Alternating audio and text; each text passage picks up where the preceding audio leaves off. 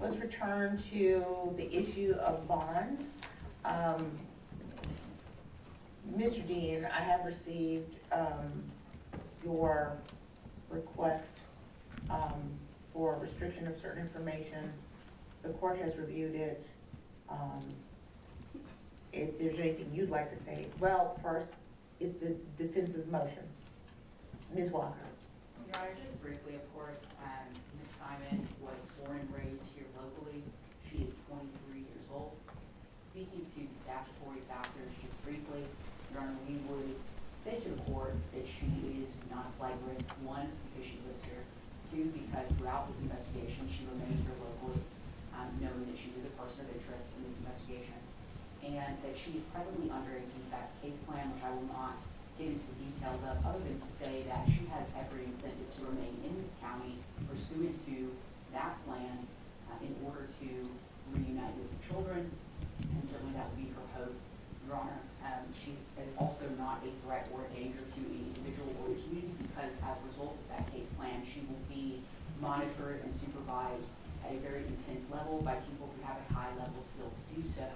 So concerns that the court may have based on the allegations in this indictment should be factored in related to that case plan, Judge, and that she's not at risk of committing a felony because she has no felony history and is presumed innocent of these charges, of course, Your Honor. And finally, that there's no evidence that she would have any ability or desire to intimidate any potential witnesses. Simply being related to some of the witnesses in this case does not rise to the level of that concern, Your Honor. And so for all of those reasons, we would be asking the court to adopt essentially what the defects case plan is. We'd be happy to provide a copy of that to the court if the court is so inclined to grant bond so that the court could conform its order to the defects case plan. It's our position that there are provisions therein such as drug treatment, et cetera, which will support her while she would be on the outside. Furthermore, Judge, that we have a location for her to live that is safe, it is out of county, and as the court knows, this has been a very highly investigated and focused upon case in media and social media, and so we would not provide that address to the court for fear about Ms. Simon's safety. As the court knows, she has been harassed by various members of the public who knew her prior address, and so we're very concerned about her safety should she be released, and we'd be happy to provide that to the court, but certainly not in open court, Your Honor. Thank you, Ms. Walker. Thank you. Mr. Dean. Your Honor, as the court has referenced yesterday afternoon, I emailed to the court the state's 9-page response to petition for bond, which I then filed in open court and served on the offense this morning. They were, of course, copied on the emailed version yesterday. In that filing, which will be restricted because it contains sensitive information that ought not be released, I believe that the state has both preemptively responded pretty conclusively to some of the arguments just articulated by counsel, and also made certain other factual and legal arguments about the defendant's unsuitability for pretrial release in this case.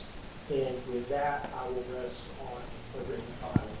All right, thank you. In consideration of the information that's been presented from the defense and from the state, the court will deny bond based on the risk that she would commit a felony while on bond, and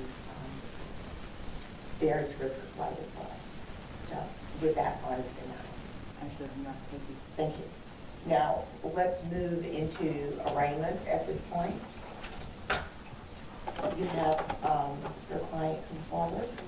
And Your Honor, if you may, we'll come to the podium, but our intention today is to ask, rather than for arraignment, because we believe there's, some conflict in the case law as to whether or not entering arraignment today would waive the demurrers that she's filed. Of course, the court is aware we filed 2 demurrers. One is a special demurrer as to counts 1, 2, 3 of this indictment, and a general demurrer as to counts 10, 12, 14, and 17.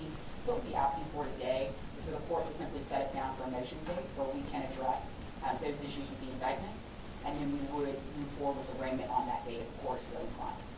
The court will do that. Motions hearings will be scheduled soon, and we will set aside time to address the several issues, that as well as other motions as well. Thank you. Okay. Turning now to arraignment.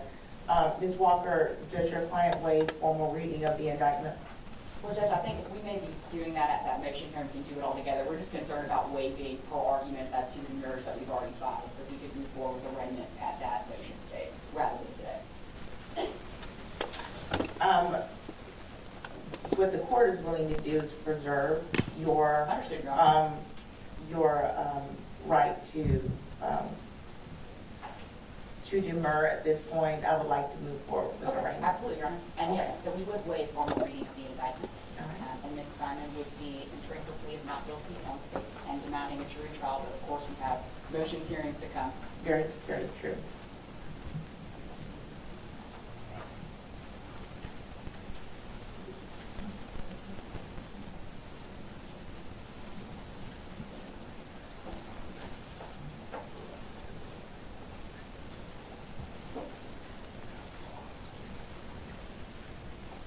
All right, and Your Honor, Ms. Simon not have signed our names with the indictment. She's formally All right, very well. Motion date to come. Thank you. Thank you.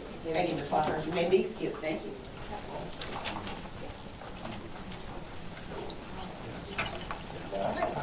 Court is in recess.